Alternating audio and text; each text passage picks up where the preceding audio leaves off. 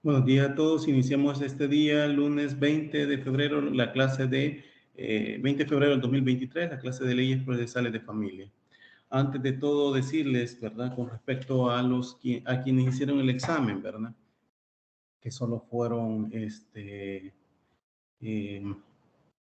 son ustedes 27 personas y solo 20, si no me equivoco, 22, no, 21 hicieron el examen. Necesito saber de esos 21. ¿Qué les pareció la experiencia del examen?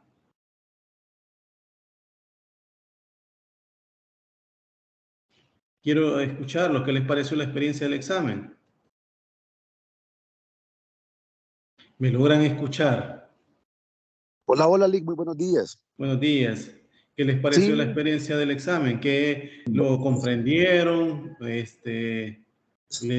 ¿Fue difícil? ¿Cómo? Pues porque esto es lo que me ayudan a mí para establecer parámetros para ustedes, ¿verdad? en realidad, Lick, estuvo bien el examen.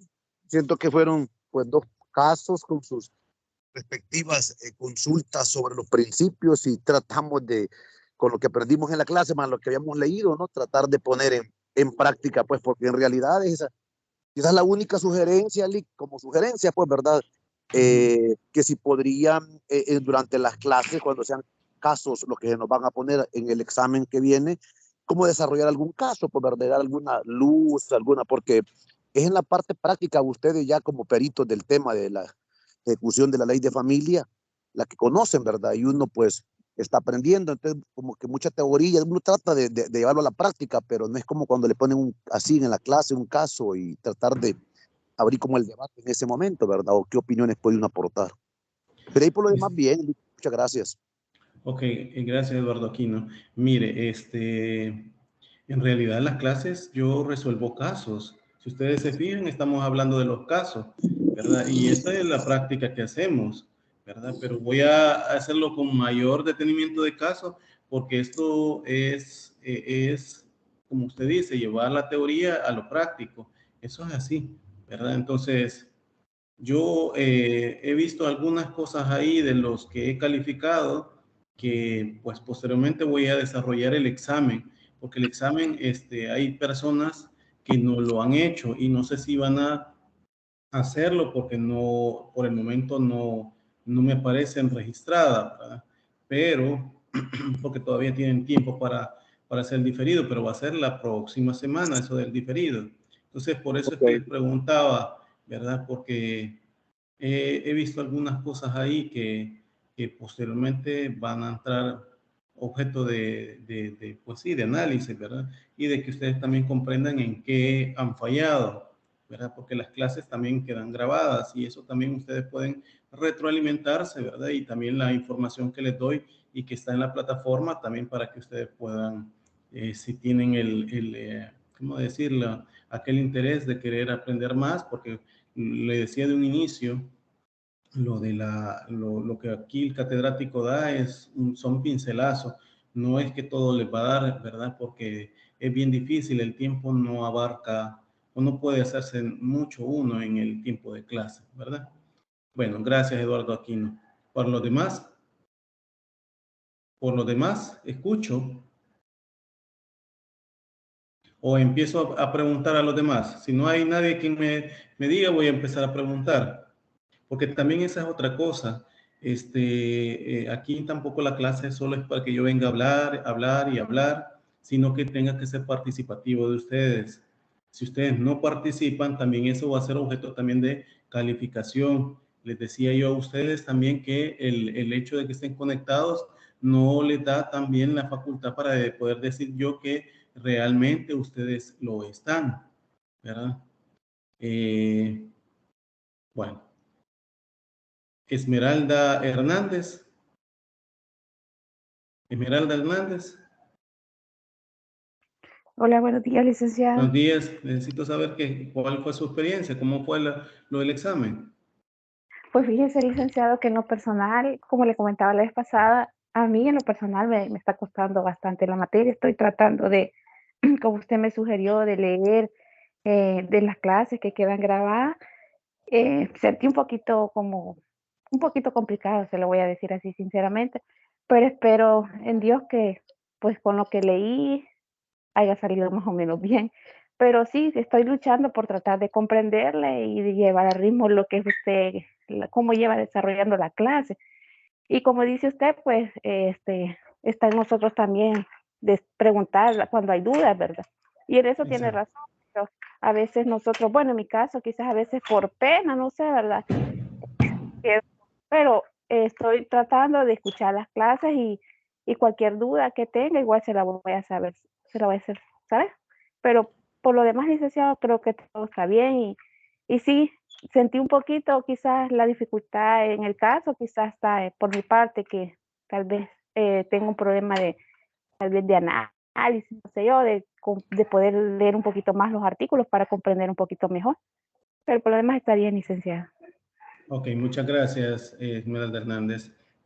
En efecto, como le dije también en el mensaje, cuando usted me lo mandó privado, el hecho de que pues yo ya soy un profesional, ¿verdad? Y estoy en el área y pues eso me hace que sea la clase también, aparte del tiempo corto, desarrollarlo de manera rápida la clase.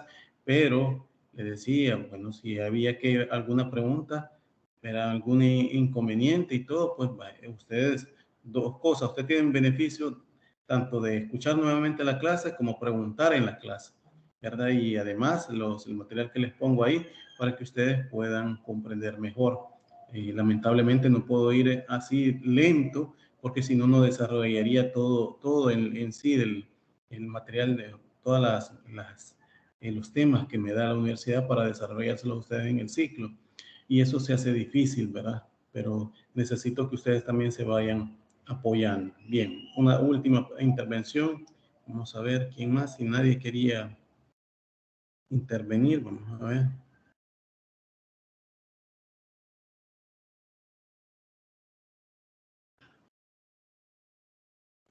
Señora Madrid de Barrientos. Claudia Madrid de Barrientos. Hola, buenos días. Yo lo voy a Sí, hacer diferido.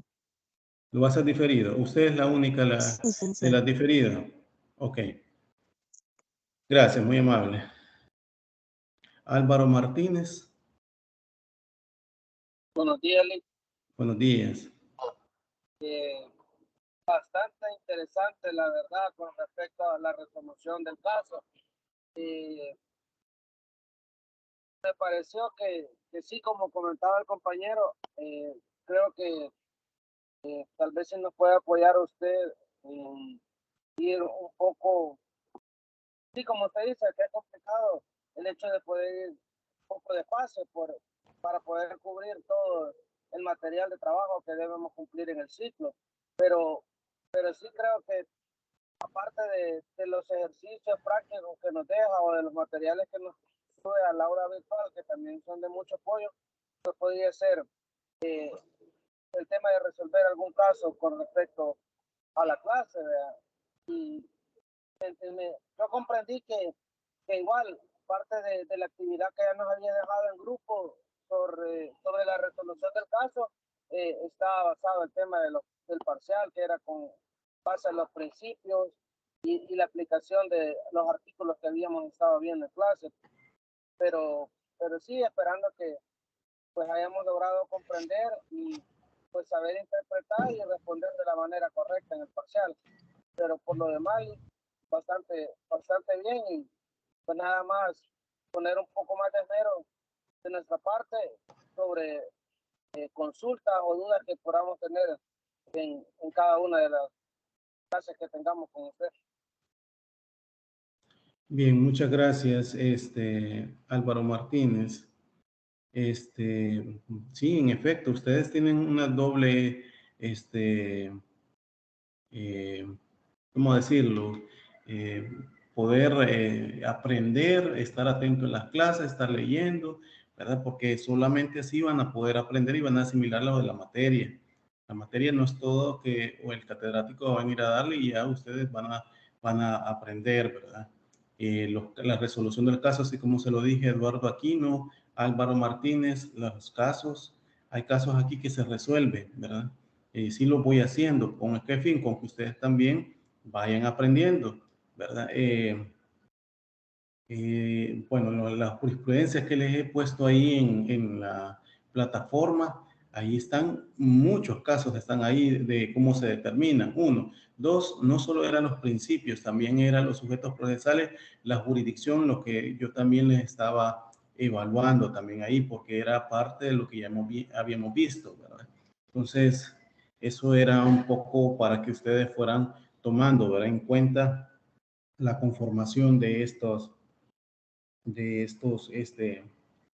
preguntas y temas, ¿verdad? En realidad lo que se hacía en el, ¿cómo que se llama? Con los casos que les presenté, ¿verdad? Bien. ¿Hay preguntas hasta este momento sobre esto o sobre la clase anterior que habíamos hablado sobre la competencia, la jurisdicción y la competencia? ¿Hay preguntas hasta este momento? Hemos hablado de las competencias, la jurisdicción, ¿sí? Que debemos de tener los criterios de competencia. ¿Hay preguntas con esto? Por mi parte, no, licenciado. ¿No? ¿Los demás? ¿Los No, demás? por mi parte no. ¿Todo bien, Lick? Ok, esto es lo que les digo yo a ustedes, estén pendientes porque también no es cuestión de distractores, ¿verdad?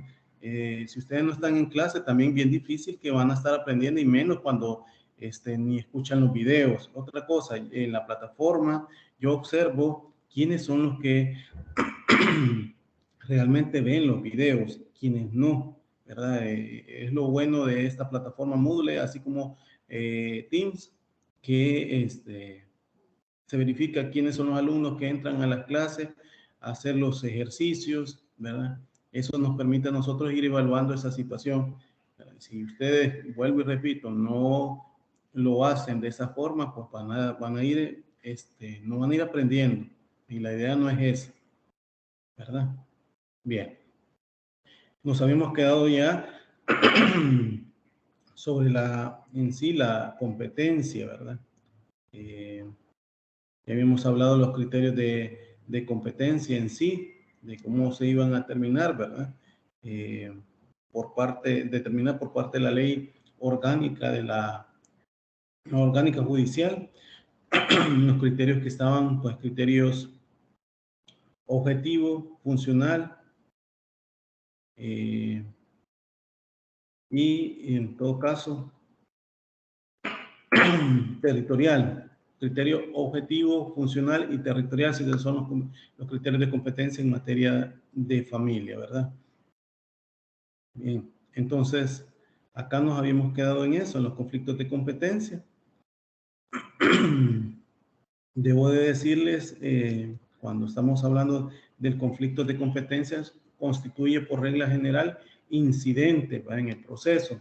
Vamos a ir hablando la próxima clase y a desarrollar todos los incidentes, pero para hablarle de esto, atinente a la competencia, ¿verdad? Que los conflictos de competencia constituyen por regla general un incidente en el proceso y están determinados en la Ley Procesal de Familia, en los artículos 63 al 65, siempre de la Ley Procesal de Familia. Y los conflictos de competencia, esto lo determinan los autores y según, por ejemplo, Eduardo Pallarés, menciona que son los conflictos que surgen entre dos o más órganos jurisdiccionales respecto del cual de ellos es el que se debe conocer, ¿verdad?, de determinados procesos. Dichos conflictos supone que dos o más tribunales sostienen que son competentes o por el contrario se niega a conocer de determinado negocio.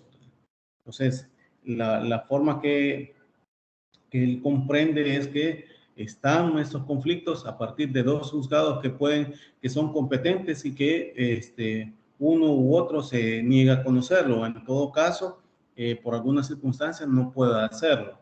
Víctor de Santos menciona que los conflictos de competencia, conocidos también, ¿verdad?, como cuestiones de competencia, existen cuando se desconoce a un juez, sea por alguna de las partes o por otro juez, ¿verdad?, la facultad de conocer un determinado proceso. Así, doctrinariamente se distingue o habla de competencia negativa y competencia positiva, ¿verdad? Se trata de que un determinado juez no quiera conocer de un asunto o por el contrario, quiera reivindicar su competencia en el mismo. Tenemos que hablar, ¿verdad?, en ese sentido de la declinatoria de competencia y de la inhibitoria de competencia.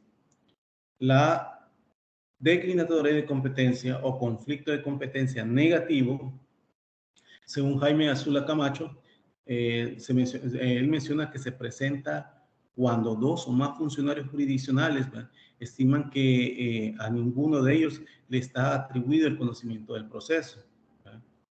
El artículo 64, siempre de la Ley Procesal de Familia, determina que cuando un juez se declara incompetente para conocer de un proceso, ordenará remitir al juez el expediente dentro de los 3 días siguientes a la Corte Suprema de Justicia. ¿Para qué? Para que dirima el conflicto. Eso lo menciona Jaime Azula Camacho. En este caso de la declinatoria de competencia o conflicto de competencia negativo, ¿sí? La inhibitoria de competencia o conflicto de competencia positivo se da cuando dos o más funcionarios jurisdiccionales consideran que tienen competencia para conocer de un determinado proceso. O sea, aquí no es que los dos estén diciendo, mire, yo no soy competente y lo remito para otro. Simplemente dice uno, ¿verdad? Yo soy competente, ¿verdad? Y que tengo que conocerlo. El artículo 65 de la Ley Procesal de Familia indica, si ustedes pueden leerlo, ¿verdad?, si un juez se considera competente para conocer, dice, de un proceso que conoce otro juez, le solicitará que declare incompetente, ¿verdad?, mediante resolución motivada. Y si el juez requerido así lo hiciere, ¿verdad?, deberá remitir el expediente dentro de los 3 días siguientes, contado a partir de la fecha de recibido el requerimiento, ¿verdad? Eso, en caso contrario, dentro del mismo plazo y mediante resolución motivada, ¿verdad?, reafirmará su competencia y solicitará al juez requiriente la declinatoria o declaratoria de incompetencia y el envío del expediente. ¿Para qué? Para conocer del litigio o remitirlo dentro de 3 días siguientes a su recibo a la Corte Suprema de Justicia. Esto lo dice la ley. ¿Para qué? Para que dirima el conflicto y si el juez requerido insiste en su competencia. Eso lo determina el artículo 65 de la Ley Procesal de Familia, si ustedes le pueden dar lectura a ello. Ahora bien, estos son algunos de los conflictos o algunos de los criterios de competencia que han suscitado, ¿verdad?, en transcurso del tiempo, ¿verdad? Pero que la ley le establece de esa forma que se pueden hacer, ¿verdad? Cuando son declinatorias de competencia, como les decía, negativo, o cuando son inhibitorias de competencia o conflicto de competencia positivo. La Corte Suprema de Justicia ha dado, ¿cómo se llama?, lineamientos. En este caso, Corte en plena de la Corte Suprema de Justicia. ¿Para qué? Para dirimir conflictos que se plantean por los jueces de familia. Así como se han dado incluso, ¿verdad?, que es competencia para conocer las diligencias de adopción, el juez de familia de todos los casos que, de acuerdo con el 131 de la nueva ley de adopción o la LEA, la solicitud de adopción que fuera presentada antes del 24 de abril del 2017. ¿Sí? ¿Qué pasaba con eso? En ese tiempo, la LEA ingresó o entró a la vida jurídica en el 24 de abril del 2017, pero en sede administrativa de la PGR ya se habían iniciado adopciones, ¿verdad? Adopciones en las cuales se estaban tramitando antes de la entrada en vigencia de la LEA. ¿Qué pasaba con eso? Que obviamente se estaba tramitando y al entrar en vigencia la LEA no podíamos estar diciendo, miren, después que entró la LEA ya no somos competentes los juzgados de familia. ¿Sí? Entonces, ahí la criterios de competencia de la Corte Suprema de Justicia, o sea, Corte en pleno de la Corte Suprema de Justicia, dijo que cuando sean estos casos y se estuvieran tramitando o sustanciando en sede administrativa lo de la OPA, ¿verdad? O sea, la solicitud de adopción, pues se debe entender que va a ser los juzgados de familia, ¿sí? Hay muchas solicitudes de adopciones que están en trámite en este momento. que todavía no ha llegado a judicializarse. Cuando hablamos de judicializarse, que estamos hablando de la última etapa ya de la adopción, es decir, ya las partes o adoptantes ya pasaron un tiempo donde ellos pues fueron evaluados, a todas las evaluaciones que establece la LEA, ¿verdad? Ya pasamos todo ese proceso, pues. Entonces, y ya hay consentimiento, si el niño tenía filiación paterna, materna, ya le llevaron la suspensión o pérdida de la autoridad parental, ya las investigaciones ya la hizo la Junta, etcétera. O sea, ya todo ese trámite ya pasó y estamos ya a judicializarlo. ¿Para qué? Para que el juez ya otorgue esa adopción, ¿verdad? Yo entiendo que ustedes la institución de adopción la lograron ver en su materia de derecho de familia, la materia de adopción, perdón, de derecho de familia, que ahí estaba lo de adopción, ¿verdad? Entonces, por eso es que se lo hablo así bien rápido, pero el punto es que en estos casos dijo Corte en Plena que a pesar de todos los casos, todos esos trámites administrativos que se llevaron en la OPA de la PGR, ¿verdad? En ese tiempo, antes de la entrada en vigencia de la LEA del 24 de abril del 2017, tienen conocimiento los juzgados de familia, ¿sí? Después de ese trámite que se hizo, pues ya empiezan los juzgados de niñez y adolescencia que conocerían de la adopción. ¿Se comprende el ejemplo? ¿Se comprende el ejemplo? ¿Se comprende el ejemplo? Los estoy escuchando. Dilma Cornejo. Dilma Cornejo. Buenos días, licenciado. Buenos días. ¿Se comprende el ejemplo que estoy dando? Pues más o menos. ¿En qué sentido lo comprende? Porque me dice más o menos. Bueno, no me queda claro el hecho del proceso en sí, porque yo no recuerdo ya esa clase. Bueno, esa clase la vi antes de la pandemia, entonces sería bueno si nos retroalimenta el tema. Bien, miren, la adopción la figura de la adopción es, ¿verdad? ¿Cómo decir? El nacimiento ficticio de un ser a la familia, dentro de la familia. Eso quiere decir la adopción, ¿verdad? Es decir, como que diera luz, ¿verdad? La madre, en este caso, de forma natural a un niño, ¿verdad? Y ingresa a la familia. Eso es la adopción, ¿verdad? Pero en estos casos, el nacimiento de un niño, pero en el caso de adopción, ¿verdad? Se sigue un trámite administrativo. ¿Por qué? Por personas que no puedan tener hijos, por algo de circunstancias que unas personas quieren adoptar, que quieran pasar como padres de dicha criatura, ¿verdad? Obviamente, cuando son menores de edad, se tiene que seguir un trámite administrativo en sede de la PGR, y ahí se llama Oficina para Adopción o OPA, se llama que se tramita en la PGR. Entonces, esa oficina, ¿verdad? Lleva un trámite.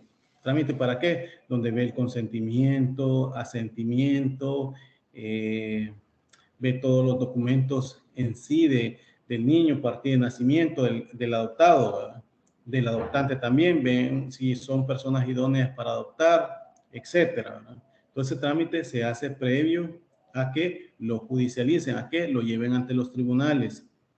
Entonces, si ese trámite ha sido sustanciado, decía yo en el ejemplo, antes de la entrada en vigencia de la LEA, que fue el 24 de abril del 2017, los competentes para conocer eran los juzgados de familia, cualquier juzgado de la familia. ¿Por qué? Juzgado de familia del país, me refiero.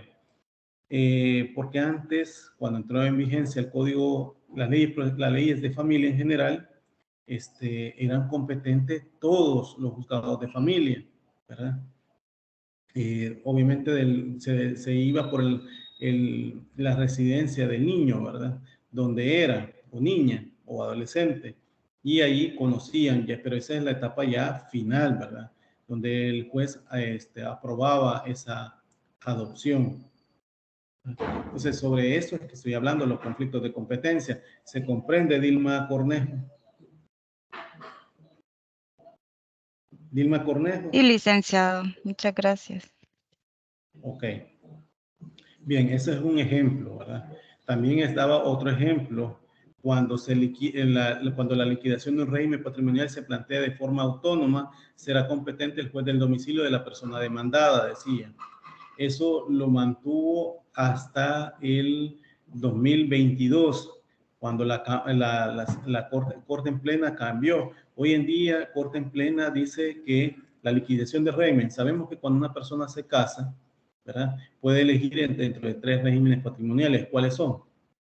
Régimen patrimonial de separación de bienes, comunidad diferida. Participación en la ganancia. Participación en la ganancia, exactamente, Noemí Martínez. Son 3, ¿verdad? Y también le da la ley un cuarto. ¿Cuál es ese cuarto?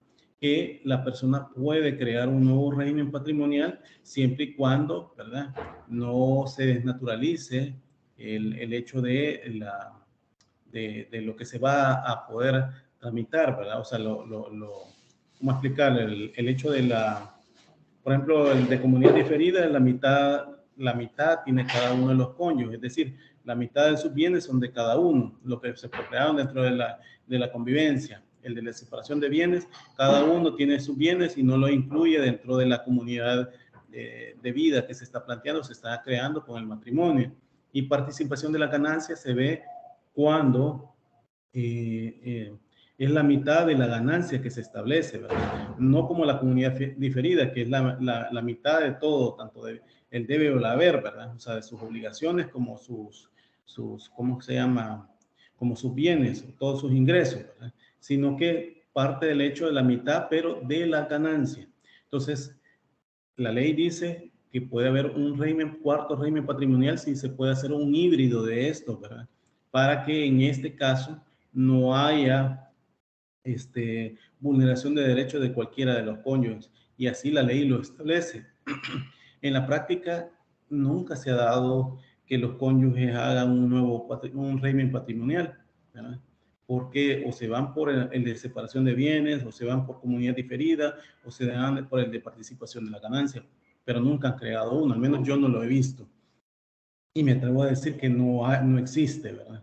Ahora bien, en aquel momento se decía que se decía, por lo que determinaba el artículo 45 del Código de Familia, que el régimen patrimonial primero se tiene que disolver con el divorcio y después se tiene que liquidar, así como la sociedad. Yo no sé si ustedes han visto mercantil, ¿verdad? Pero las sociedades se disuelven primero para después liquidarse, ¿verdad? Entonces, primero que hay que darle publicidad, y es en ese mismo sentido que lo determina el artículo 45 del Código de Familia.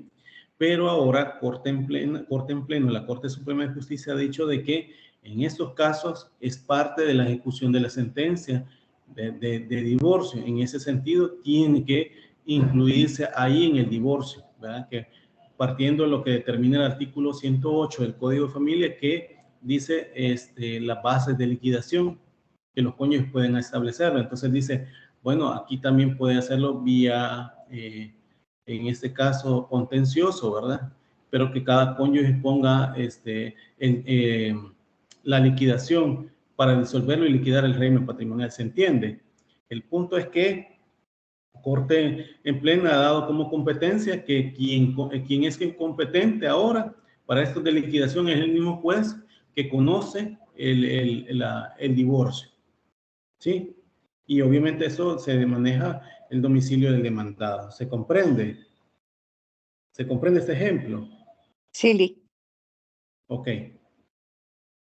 Está el otro también que ha puesto que es competente para conocer de la ejecución de la sentencia y de la modificación del mismo, el juez que lo dictó. Esto, el perpetuato jurisdiccional, se le llamaba ¿cómo que se llama? El principio, perpetuato jurisdiccional. Es decir, que ellos, Corte en Plena decía que, amparándose en el artículo 83 de la Ley Procesal de Familia, que debía de conocer el mismo juez que conoció la causa primigenia. Imaginémonos que fue un divorcio y ahí también se estableció el cuidado personal de niños, de un niño X, ¿verdad? Pongámosle Andrés, del niño Andrés, ¿verdad? El juzgado segundo de familia de la Unión, ¿verdad?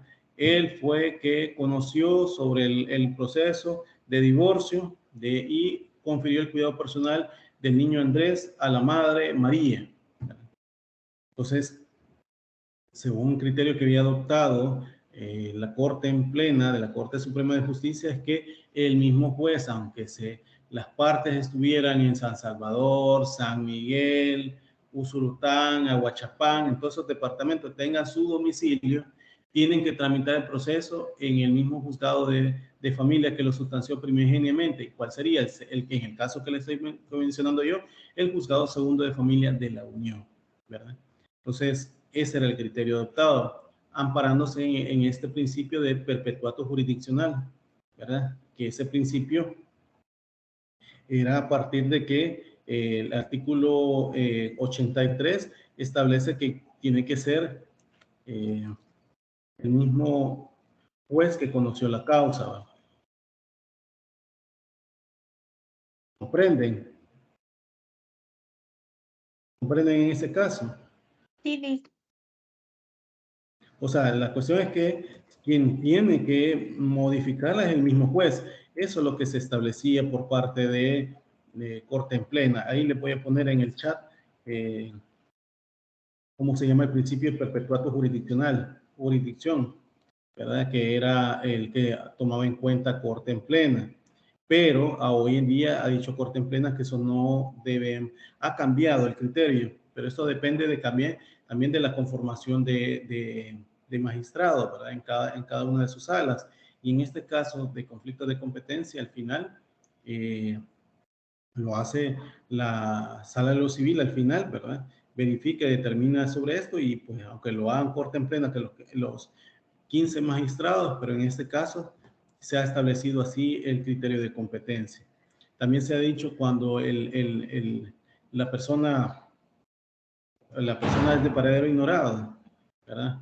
También se establecía, permítame.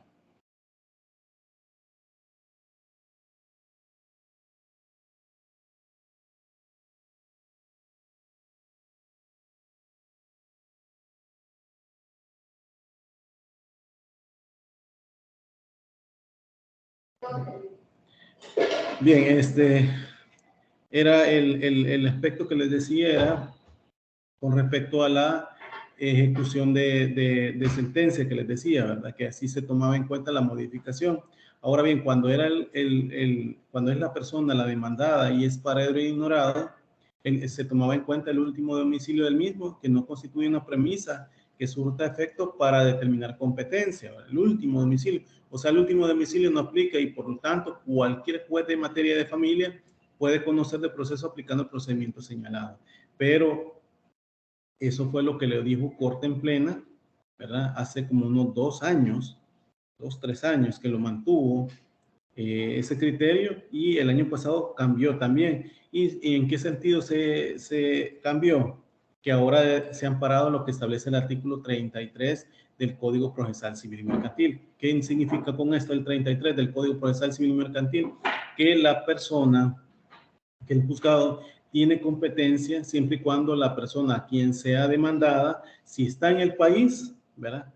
Pero se ignora su domicilio, cualquier juzgado de familia puede conocerlo, ¿verdad? Eso por una parte. Pero si se sabe que está fuera del país, ¿verdad? Se ha dicho que en esos casos la persona demandante, ¿verdad? Tiene que determinar el último domicilio y residencia de la persona, en este caso, pues demandada. Que aquí sería, pues, obviamente del demandado, lo que dice el inciso último de este artículo 33 del Código Procesal Civil y Mercantil, ¿sí? Entonces, el punto es que en estos casos, ¿verdad? El domicilio, el juzgado que es competente es el que, en este caso, tiene el mismo similitud con la residencia última del demandado. Imaginémonos que el demandado era de San Miguel antes de haberse ido para Estados Unidos, ¿verdad? Y su residencia era en cualquiera de esos municipios de San Miguel, ¿verdad? Entonces, en esos casos, dice Corte en Plena que el competente, a partir de, tomando el artículo 33 del Código Procesal Civil y Mercantil, el competente es del juez de familia de San Miguel, cualquiera de los 4 que están ahí. Se comprende el ejemplo en este caso de las competencias para cuando el demandado sea domicilio ignorado, pero que tenga conocimiento que aquí es del país y otro que tenga conocimiento que es del domicilio de Estados Unidos. ¿Se comprende? ¿Se comprende? Licenciado. Ok. Sí. Vayan tomando en cuenta todo esto, porque puede ser que yo vuelva nuevamente a ponerle todos estos ejemplos que les estoy diciendo, ¿verdad? Y créanme, lo que si tienen dudas, pues empiecen a preguntar, ¿verdad? Porque eso es el punto. Yo voy poniendo ejemplos y que ustedes me vayan contestando, ¿verdad? Bien. Ese fue el otro criterio que puso Corte en Plena. También mencionaba otra, cuando una persona que haya de ser demandada esté confinada en un centro penal, su estancia en dicho lugar no genera competencia para el juez, sino el domicilio anterior a dicho confinamiento. Esto era amparándose a lo que establecía el artículo 67 del Código Civil, que ahí establece de que el confinado no tiene el domicilio. El confinado, estamos hablando de la persona que está presa, ¿verdad?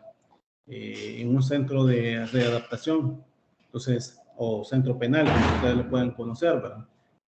En estos casos, pues, se dice que no, como se estaba tomando en cuenta con el artículo 67 del Código Civil, que decía que era el último domicilio de residencia del confinado, ¿verdad? Ese era el competente. Imaginémonos que el confinado era de mexicanos antes de estar preso, era de mexicanos, entonces decía Corte en Plena que el competente es el juzgado de familia de San Salvador, no, por ejemplo, si está recluido en qué, en San Miguel, por decir el caso, ¿verdad? Sea ahí el juzgado de familia. Sin embargo, este criterio también lo cambió Corte en Plena el año pasado y dijo que a pesar que está ese artículo 67, ¿verdad? Pero lo cierto es que muchas personas, ¿verdad?, tienen años de estar en ese lugar confinado. Entonces, como tienen muchos años de estar confinado ahí, o sea, no son penas cortas, pues, que podemos decir que por ende no tienen un domicilio, no tienen ese domicilio, el del centro de readaptación, ¿verdad? Que era lo que establecía el 67 en su momento, el Código Civil, ¿verdad? Que recordemos, el Código Civil data desde 1860, ¿verdad? El sentido de su creación, y entonces, por ende, el Código Civil, pues se fue adaptado en las penas que en aquel momento establecía. Pero hoy en día se dijo que como es otra realidad, hay personas que también están purgando penas bastante largas, ¿verdad? Y que por ende, pues, su domicilio, pues, y residencia es ese lugar.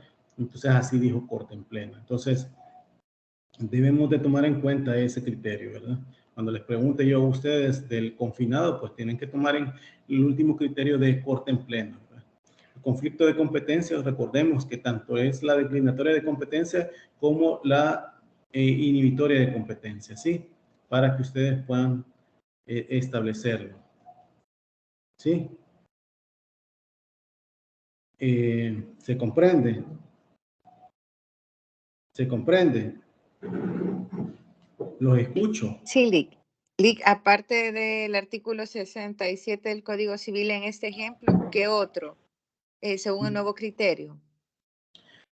Ok, Vaya, Noemí Martínez, no sé si tiene ese artículo, lo tiene para leerlo, ese artículo 67, que me haga el favor de leerlo. Ahorita, Alex. Gracias.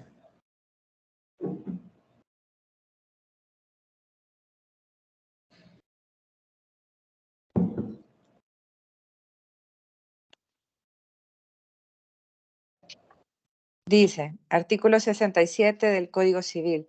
Se podrá en un contrato establecer de común acuerdo un domicilio civil especial para los actos judiciales o extrajudiciales a que diere lugar el mismo contrato. No, entonces me he equivocado, el 63 es. 63. Inciso segundo. Tiene que Artículo 63. Así confinado por decreto judicial a un paraje determinado o desterrado de la misma manera fuera de la República, retendrá el domicilio anterior mientras conserve en él su familia y el principal asiento de sus negocios. Ok. Ok. Entonces acá establece este artículo que no ha sido reformado, ¿verdad? Que el confinado, o sea, la persona que está recluida o presa en un centro de readaptación o centro penal, tiene su domicilio, ¿verdad? El que conserve su familia, dice ahí, y donde tiene pues su familia, ¿verdad? Sus negocios, ¿verdad? Ese será su domicilio. No el que esté dentro de este centro de readaptación o centro penal donde esté ubicado. Pues. Por ejemplo, el último que han hecho está en Tecoluca, San Vicente, ¿verdad? Las personas que estén ahí no van a tener, según el criterio, bueno, según lo que determina este artículo 63 del Código Civil, es que no puede tenerlo, ¿verdad? Sino que tiene que tener el último. ¿Cuál sería el último? Imaginémonos que esta persona, vuelvo a lo mismo que les decía el ejemplo, que sea de mexicanos, ¿verdad? Y allá tiene ahí tenía sus trabajos, ahí tenía su domicilio conyugal, ahí tenía su familia, etcétera. Pues según este artículo 63, ¿verdad? Lo establecía, pues, ese sería su domicilio. Ahora bien, si su domicilio, con criterio nuevo de la Corte en Plena, pero Corte en Plena lo ha tomado en cuenta basándose en la realidad del país, no tanto por artículo, en Noemí Martínez, por lo que usted me preguntaba, sino que es porque en su momento y en la creación del Código Civil, ¿verdad? Que fue en 1858, 2 años antes del Código Procesal Civil, Código de Procedimientos Civiles que se estableció en 1860, ¿verdad? Este código, obviamente en ese tiempo eran penas diferentes, era otra realidad la que vivía el país, ¿verdad? Hoy en día las penas son bastante elevadas y una persona para poderla tomar en cuenta que tenga su domicilio permanente en el último donde tuvo su cónyuge, donde estuvo su familia, donde tuvo sus negocios, donde ejercía su profesión u oficio, ¿verdad? Desaparece con el tiempo porque las personas ya no van a estar en lo mismo, nadie lo va a conocer ahí, me explico. Entonces, basándose en esa realidad, es que dijo Corte en Plena que no opera este mismo artículo 63 del confinado. No por lo que dice el 63, me explico, sino que dijo por la realidad. Entonces, si la realidad es que el confinado tiene 15, 20 años en ese centro penal, entonces su domicilio es donde está el centro penal. O sea, no lo ha puesto con artículo, para que comprenda, ¿verdad? Entonces, y ese es el criterio último que ha adoptado Corte en Plena. ¿Se comprende ahora, gracias, Noemí? Sí, okay. Sí, gracias.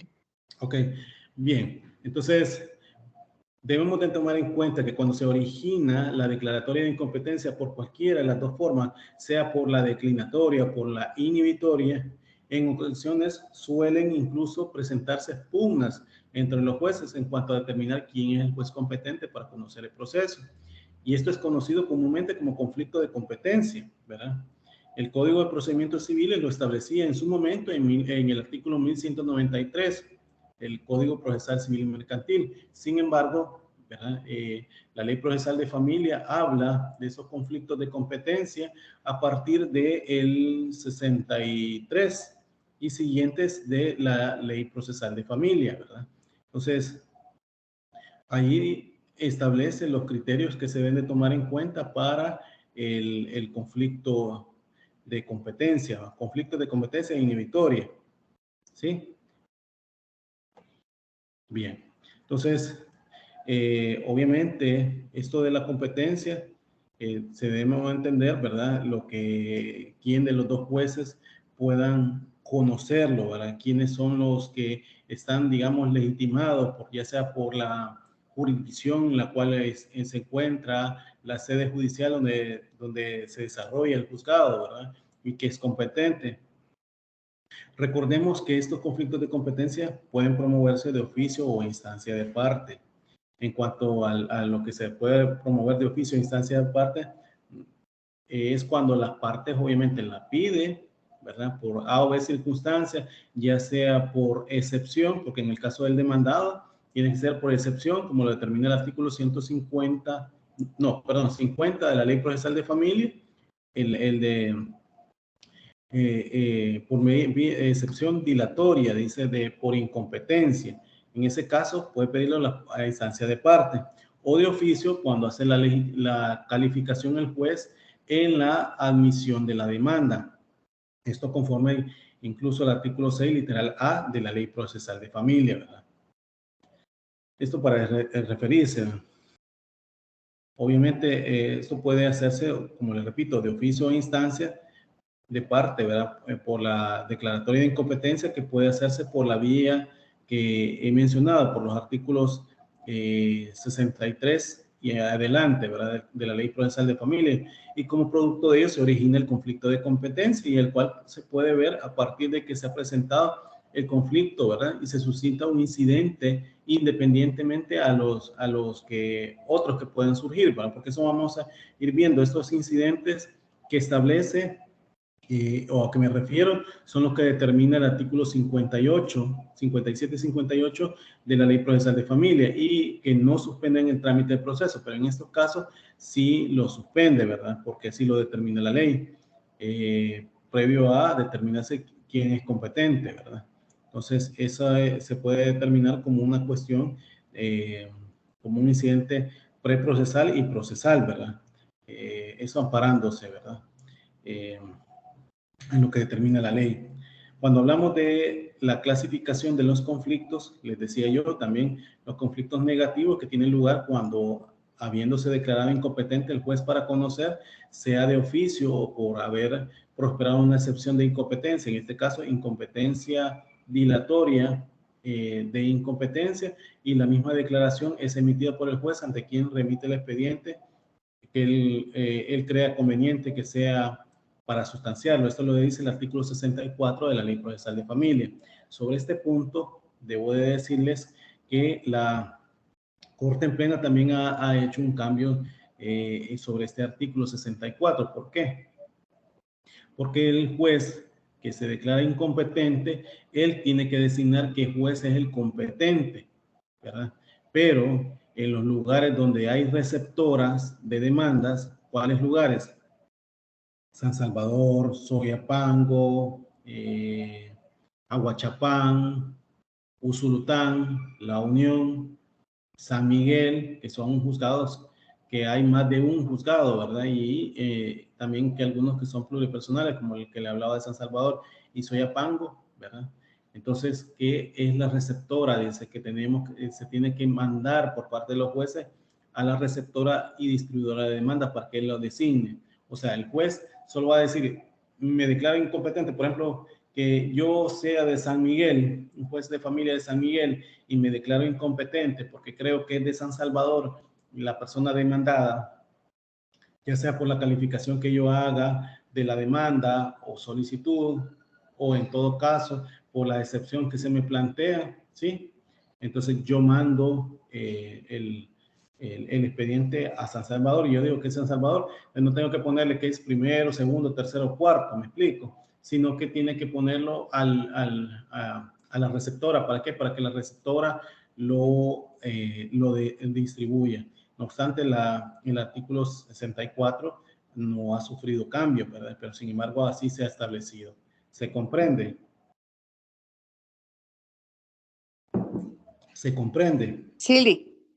El punto es que en estos casos el juez ya no tendría que estar designando a un juzgado porque hay una receptora. Entonces, por ende, esa receptora es que tiene que distribuir. Así lo ha dicho Corte en pleno, ¿verdad? Bien. También cuando el conflicto de competencia positivo, cuando les digo yo, pues es que resulta cuando un juez solicita a otra que se declare incompetente y remita el expediente a su tribunal. Es decir, yo, juez de San Miguel, digo que soy competente para conocer de X expediente y se lo pido al juez de familia de San Salvador, ¿verdad? Yo motivo la resolución diciendo, bueno, mire, remítame el expediente porque yo soy el competente, ¿no?, para conocer. Entonces, le está diciendo al juez de familia en el caso que le estoy poniendo de San Salvador, que verifique los puestos que él pone, que yo pongo, ¿verdad? Y que también haga una resolución motivada para que se declare incompetente y me lo remita, ¿verdad?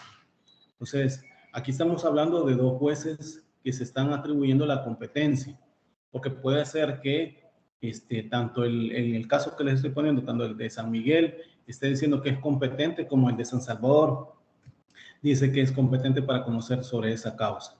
Entonces, por eso se le llama conflicto de competencia positivo, ¿verdad?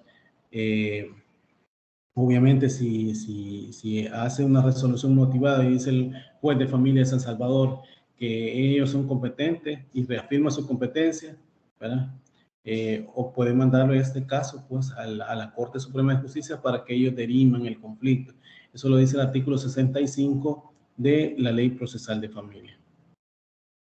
La remisión del expediente ante quien dirime el conflicto, debemos de tomar en cuenta que una vez incluso declarado incompetente el juez, ante quien se remite el expediente, y en el caso de la declaratoria o persistencia de querer conocer cuando el requerido o juez requerido reafirma su competencia, y en el caso de inhibitoria debe remitirse los expedientes dentro de los 3 días siguientes de haber surgido el conflicto a la Corte Suprema de Justicia. Ese es el plazo que está estableciendo, ¿verdad?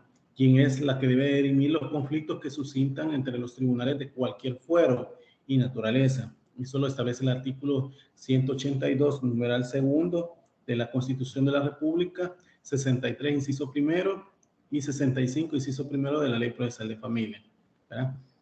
Para que ustedes lo puedan leer en ese caso. En el caso del inciso segundo del artículo 65, señala que cuando ambos jueces hubiesen formado proceso, deberán remitirlo en el plazo indicado al tribunal, ¿verdad? Y en esa parte de ese artículo aparece la situación de que ambos tribunales hubiesen iniciado un proceso y que ambos deben remitirlo ante la Corte Suprema de Justicia en el término aludido, que es de los 3 días, que es perentorio, según el artículo 25, inciso primero de la Ley Procesal de Familia. Cabe hacerse la pregunta en este momento, ¿verdad? ¿Qué acontecería si uno de los jueces no remite el expediente? Porque puede pasar eso.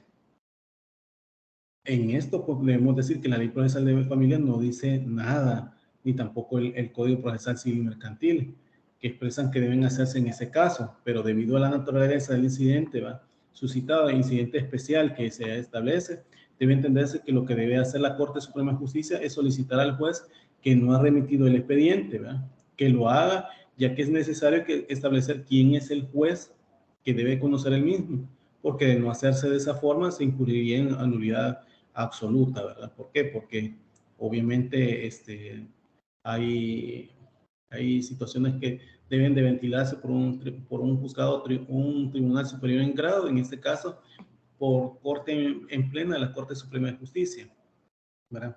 Además, el juez que no remite el expediente se le puede imponer una multa por los daños y perjuicios que por la suspensión del proceso ocasionar a las partes, ¿verdad?, para lo cual será impuesto, ¿verdad? Pero eso se puede verificar siempre y cuando haya malicia, ¿verdad?, en ese supuesto. También el motivo por el cual el juez no remite el expediente es por el hecho incluso de que continuara conociendo del mismo. Puede pasar eso. Y en este caso el juez estaría cometiendo atentado, lo que antes se le llamaba atentado, y que era la figura que establecía el Código de Procedimientos Civiles. Hoy en día, aunque no existen esas figuras, pero el juez, pues, estaríamos hablando que está desconociendo, ¿verdad? Está desconociendo una resolución dictada por un tribunal superior en grado, y que eso también hasta puede ser delito, ¿verdad?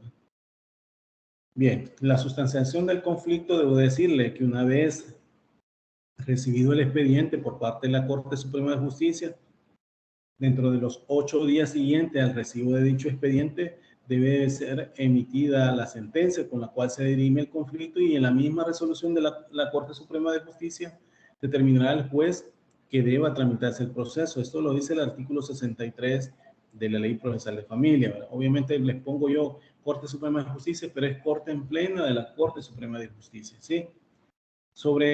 Si ustedes me pueden preguntar, bueno, cabe la posibilidad de esta resolución recurrirla, ¿verdad? En este caso, aunque esto lo vamos a ver cuando estemos desarrollando los medios de impugnación, pero aquí les puedo decir, en este caso, según lo que dispone el artículo 58, inciso segundo de la Ley Procesal de Familia, la resolución emitida en torno al conflicto de competencia no admite recurso alguno, ¿verdad? Los efectos que puede dar es que el juez designado para que conozca el proceso no pueda declararse incompetente para conocer del mismo. Eso lo establece el artículo 63, inciso segundo de la Ley Procesal de Familia, ¿verdad? No obstante, la resolución que establece que el juez que conoció la causa es incompetente no invalida los actos cumplidos en el proceso. Eso debemos de tomarlo en cuenta. Para ponerles un ejemplo de conflicto de competencia, podemos decir, ¿verdad? De la institución en que pueda identificarse con mayor claridad el trámite que les he mencionado, ¿verdad? Por ejemplo, en un proceso que se inició en un juzgado X de familia, pongámoslo así, ¿va? Imaginémonos que el proceso inició en el juzgado de familia de Soyapango, donde el juez se declaró incompetente porque la demandada tuvo su último domicilio en San Luis la Reina, Chalatenango. Ahí podemos decir que eso fue en fecha, me invento, pongámosle agosto del 2000, ¿verdad? Y podemos poner también en agosto el juzgado de familia de Soyapango, ¿verdad? Lo determinó que era, lo remitió, y en septiembre de ese año el juez, después de analizar el expediente, o sea, que se le mandó en ese caso al juez de familia de Chalatenango, que solamente es uno, después de analizar el expediente, consideró que su último domicilio de una persona no es criterio para determinarse la competencia de un tribunal, ¿verdad? Lo que les decía yo a ustedes, que el último domicilio para poderse determinar, por lo que establece el artículo 33, ¿verdad? Imaginémonos que sí se manifestó que incluso, pues, que no sea ese, porque eso fue un criterio adoptado en su momento por parte del Corte en Plena, que se establecía que el último domicilio no constituía competencia. Y pues ahí podemos decir, bueno, entonces el juez puede decir, mire, si el criterio de Corte en Plena era de que el último domicilio del demandado no constituye competencia, no puede remitírmelo el juzgado de familia de Soyapango para Chalatenango. Entonces lo remitió al expediente a la Corte Suprema de Justicia, ¿sí? Para que me comprendan el ejemplo. El juzgado de familia de Soyapango remite el juzgado de familia de Soyapango remite el expediente, se declara incompetente, remite el expediente para el juzgado de familia de Chalatenango. ¿Por qué? Porque dice que el último domicilio del demandado es en el país, en Chalatenango, ¿sí? Entonces, por eso lo remite. Entonces, el juez de Chalatenango viene y dice, miren, pero amparándonos en el criterio de Corte en Plena, dice que el juez del último domicilio no es competente, o sea, no tiene legitimación, digamos, para sustanciar el proceso. No puede conocerlo. Siempre tendría, porque es domicilio ignorado, no se sabe nada, y el nuevo criterio de corte en Plena es ese. Entonces, ahí sí puede decir, bueno, hay que remitirlo, ¿verdad? Para que el juzgado de Corte en Plena de la Corte Suprema de Justicia vea el conflicto de competencia del juzgado de familia de Soyapango con Chalatenango, ¿sí? Eso lo tiene que remitir dentro de los 3 días siguientes. ¿Para qué? Para que pueda determinar. Obviamente, ahí se puede establecer, ¿verdad? Si en verdad es, ¿verdad? Del domicilio de la reina Chalatenango. Estas investigaciones obviamente se hacen a partir de ¿cómo que se llama? De los, vaya, el juzgado de familia cuando se presenta uno de domicilio ignorado, también tiene que hacer el análisis, pedir investigación, bueno, ordena un estudio social, ¿verdad? Del equipo multidisciplinario adscrito al juzgado, también a la vez ordena libre oficios a los registros públicos que llevan base de datos para determinar cuál es el domicilio del demandado y cuáles serían esos registros que tienen base de datos, ¿verdad? El RNPN, porque el RNPN tiene todos nuestros datos, ¿verdad? Desde el momento que nosotros sacamos el documento único de identidad, ¿verdad? Ahí está. Incluso hasta números telefónicos los tienen ellos. ¿Cuál otro sería? Movimientos migratorios. Movimientos migratorios tienen, aparte de la base de datos, todos nuestros datos, valga la redundancia, nuestro DUI, nuestro pasaporte, que ahora coincide el número de pasaporte con el DUI, si salimos o entramos al país, ¿verdad? Determina también todas las generales, hasta nuestra residencia. Entonces aquí podemos decir, bueno, en ese caso tendría que ser, ¿verdad? Ahí se verifica, ¿verdad? En el caso del equipo multidisciplinario, la trabajador o trabajadora social también verifica esta situación, ¿verdad? Si en verdad con todo esto que se ha recabado de información y también determina en efecto la parte demandada es de domicilio tal o no es del domicilio de este país, por decir el ejemplo. Entonces ahí se podría verificar en este caso si procede o no, ¿verdad? Entonces, para que me comprendan, ¿verdad? El conflicto, el último domicilio también, Corte en plena establecía en su momento que el último domicilio no generaba competencia del demandado. Sin embargo, como les comentaba antes, ha sufrido cambios y hoy han dicho que es amparándose en el artículo 33 del Código Procesal Civil Mercantil, donde habla en su último inciso de la residencia del demandado, siempre y cuando, ¿verdad? Esta persona está residiendo fuera del país, se tiene conocimiento que está residiendo fuera del país. Si está residiendo aquí dentro del país, obviamente hay que hacer la búsqueda. ¿Y esas búsquedas cuáles son? Las que establece el artículo 181 del Código Procesal Civil Mercantil, donde los registros que se establecen. ¿Y cuáles son esos registros? Ya les mencionaba, el RNPN, Movimiento Migratorio de Dirección General de Migración y Extranjería. También hay una base de datos que lleva el Seguro Social, donde se establece por cada uno de los trabajadores que está cotizando. Las AFPs, ¿verdad? Las AFP también llevan un registro de las personas, la superintendencia de pensiones, que también lleva ese registro, la superintendencia del sistema financiero, que también determina esa otra situación que lleva una base de datos. Todos estos registros que les estoy mencionando son para determinar si una persona en realidad son domicilio ignorado. En la práctica, pues uno solo se auxilia del RNPN o en migración y extranjería. ¿Por qué? Porque el RNPN obviamente hoy en día se cumple para todos. Por ejemplo, ustedes pasan consultas por medio del documento único de identidad, ¿verdad? Coincide, ¿verdad? Entonces, la misma dirección que tenga en el DUI va a ser en la misma dirección porque solo se extrae esa información, ¿verdad? Si usted saca su pasaporte en dirección de migración y extranjería, obviamente también ahí se extrae toda esa misma información de su documento único de identidad, ¿verdad? ¿Qué más? En la AFP o en las superintendencias también toman en base lo de su documento único de identidad. Entonces, estaríamos hablando de que para los demás registros no es tan necesario. Dígame, Noemí Martínez. Lick, una consulta. Y con ustedes como jueces, o sea, para estar pendiente de qué criterio se está modificando, hay una parte especial porque donde los están publicando o donde les están enviando esa información. Porque como son cosas como bien específicas, ¿verdad? Entonces, si lo publican así de un solo, es como uno tiene que estar buscando o te llega, no sé, quiero saber cómo es que uno se tiene que estar dando cuenta de la modificación de los criterios. Ok, muchas gracias, Noemí Martínez, por su intervención. Muy atinada. Bien.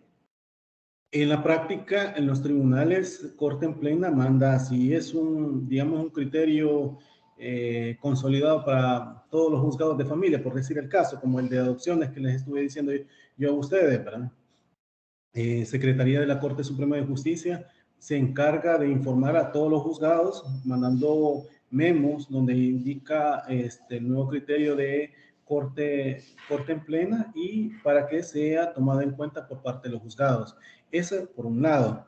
Por otro, la página web de jurisprudencia.gov.sb de la Corte Suprema de Justicia, donde la misma institución está obligada a estar subiendo todas las sentencias de tribunales de cámaras, en este caso tribunales de segunda instancia o tribunal Atken, o en todo caso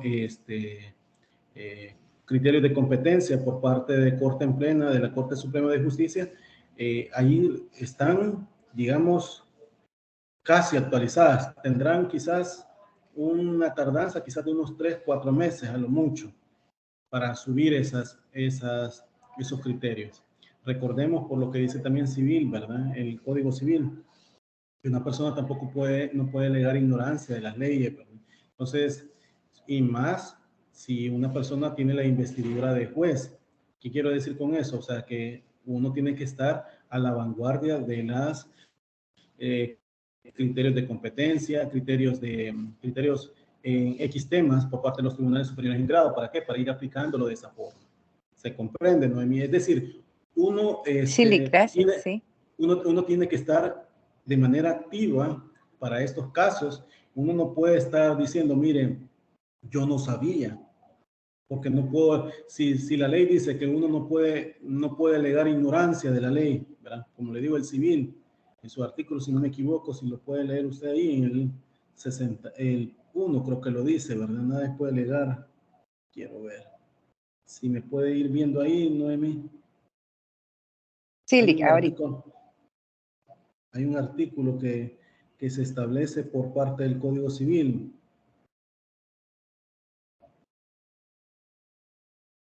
Donde nadie puede alegar ignorancia de ley.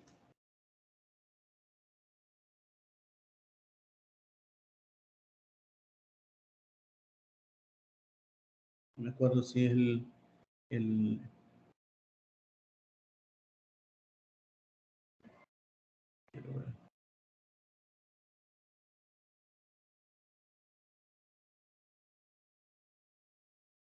Yo sí recuerdo que es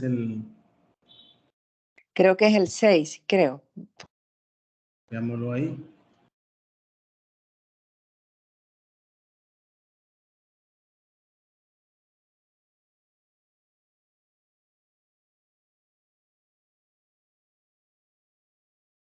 No, el 8 es. Perdón, es el 8 del civil. Dice, no podrá alegarse ignorancia de ley de ninguna persona después del plazo común y especial, sino cuando por algún accidente grave haya estado interrumpido durante el 8 dicho plazo, dice, las comunicaciones ordinarias entre el lugar de residencia del gobierno y el departamento, y en el departamento al que debe regirse, dice este artículo 8, ¿verdad? Entonces, si la misma ley establece que nadie puede alegar ignorancia, ¿verdad? Alegar ignorancia sobre lo determinado por la ley, o en todo caso por criterios determinados por cada uno de los juzgados, menos con una persona que tenga la investidura de judicatura. Entonces, y repito, esto la Corte en Plena, la Corte Suprema de Justicia, hace el conocimiento a los juzgadores por medio de Secretaría de la Corte Suprema de Justicia para que informen los nuevos criterios de competencia. Sin embargo, son muchos tribunales. En la práctica, uno tiene que hacerse la investigación también en la página web de jurisprudencia.gov.sb. Bien, se comprende, ¿verdad, Noemí Martínez? Sí, muchas gracias. Ok. Muy bien, ¿Hay más preguntas con respecto a este tema de lo que estoy hablando sobre los conflictos de competencia? Vamos a hablar posteriormente sobre los incidentes en general, ¿verdad? Pero si hay alguna pregunta sobre esto, pues si no, pues doy por culminado este tema de la competencia. Estamos hablando también que el ser competente tiene que irse determinado, obviamente, por lo que establece la ley orgánica judicial en su institución de competencia, tanto en la sede judicial donde tenga su sede tribunal, como recordemos que también dentro de su conocimiento o competencia también puede establecerse de personas que en realidad también pueden declinar su competencia o inhibirse de su competencia. Les decía, una cosa es declinar lo positivo y el otro es lo negativo. Lo positivo, les decía, reiterándoles, ¿verdad? Que cuando dos jueces, obviamente, estén diciendo yo soy competente, ¿verdad? Motivo mi resolución diciendo, tengo conocimiento que hay un caso X donde se me ha dicho que es esto y esto. Y para efectos de que se acumule tal caso, ¿verdad? Porque también eso tiene del conflicto de competencia, le pido al juez que él me lo remita, ¿verdad? El otro juez, obviamente, viéndome la resolución en la cual yo me declaro competente, bien, dice, bueno, mire, si él dice, en efecto, bueno, tal como usted lo está diciendo, tiene razón, usted es competente, entonces se lo remito. Pero el punto estará, si estamos hablando de lo positivo, es que el otro juez diga, no, yo también soy competente por y estas otras razones, y pone todos sus argumentos por las cuales él o ella cree que son competentes para conocer sobre el proceso que se está sustanciando, sea por antigüedad, sea por domicilio de la persona, sea por criterios adoptados por corte en plena del Corte Suprema de Justicia, etcétera, ¿verdad? Entonces, obviamente, en este caso, si los dos se están atribuyendo la competencia de manera positiva, entonces se remite a la Corte Suprema de Justicia para que el dicho tribunal, pues obviamente, pueda resolver y determine quién de los dos es competente. Pero imaginémonos que en el caso que los dos jueces estén declinando su competencia, uno porque dice, bueno, mire, la investigación que hice, la persona demandada es de domicilio, no era de domicilio ignorado, sino que domicilio conocido, y es, el ejemplo que les puse yo, no es de San Miguel, sino que es de San Salvador, porque es de mexicanos, y entonces lo remito para el juzgado de familia de San Salvador, que como les decía, como ser juzgado con receptora, dice la Corte en plena que hay que mandarlo a la receptora. Entonces, en esos casos, dice, bueno, hay que mandarlo ahí y hay que establecerlo, ¿verdad? Que el otro, pues el juzgado de familia dice, no, yo no soy competente para conocerlo. ¿Por qué? Porque es domicilio ignorado y no hay certeza que esta persona sea de domicilio tal, por decir el caso. Y lo manda también, ¿verdad? En los dos supuestos, uno positivo y otro negativo, ¿verdad? En uno, el positivo es que ambos estén atribuyéndose la competencia, el negativo que ambos incluso se estén negando a conocerlo por circunstancias en las cuales determinan que no son competentes. ¿Sí? Bien. Eso era para que lo tomaran en cuenta, pues, tanto la declinatoria como la inhibitoria de competencia. Necesito saber si hay preguntas hasta este momento de lo que he hablado. Recuérdense que esto es importante que ustedes estén haciendo la clase de manera activa, que ustedes estén preguntando, les va a costar menos comprender los temas, ¿verdad? Pero necesito saber de esto, porque si al contrario, yo no es que yo venga a hablar, ¿verdad? De X tema, porque pues sí, yo no me estoy formando, son ustedes, ¿verdad? Entonces, por favor, sigan preguntando si de eso se trata, para que ustedes vayan aprendiendo, ¿verdad?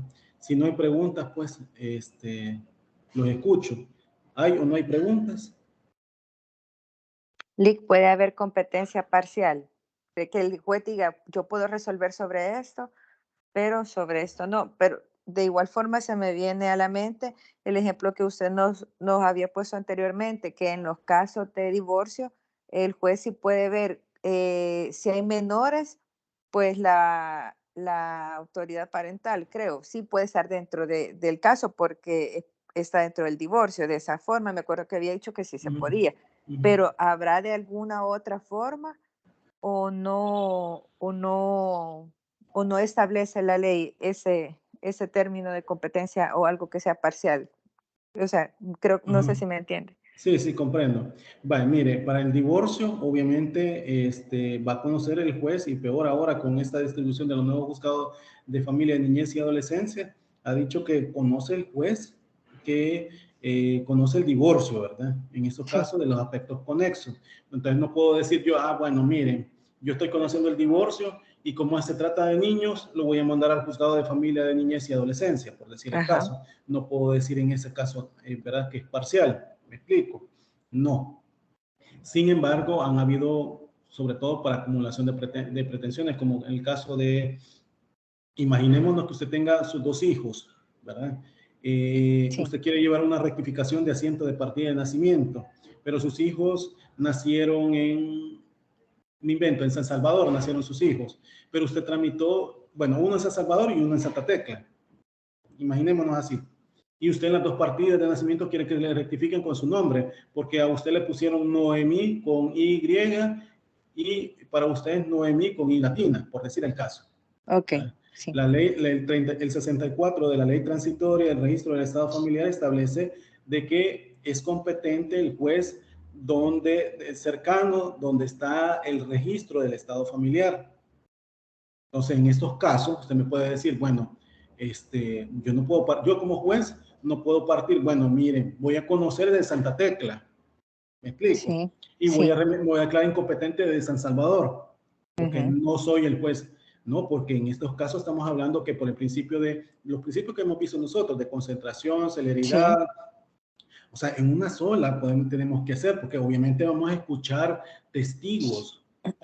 Entonces, si bien es cierto, la ley da esa competencia para X juzgado, pero si me lo presentaron a mí, yo puedo conocerlo, porque obviamente ok, hay una partida de nacimiento. Entonces, hubieron muchos jueces que estuvieron haciendo esto que usted me está diciendo, parcial, pero en esos ujú, casos que le estoy mencionando, ok, ¿verdad? Y así no se puede hacer, ¿verdad? Porque, ok, o sea, tenemos que imperar también los principios, ¿verdad? sí, Oye, gracias, sí, bueno, cuídense si no hay más preguntas. Nos vemos para el próximo viernes. feliz día. Feliz día. Feliz día, Lick, muy buenos días. Buenos días, feliz día.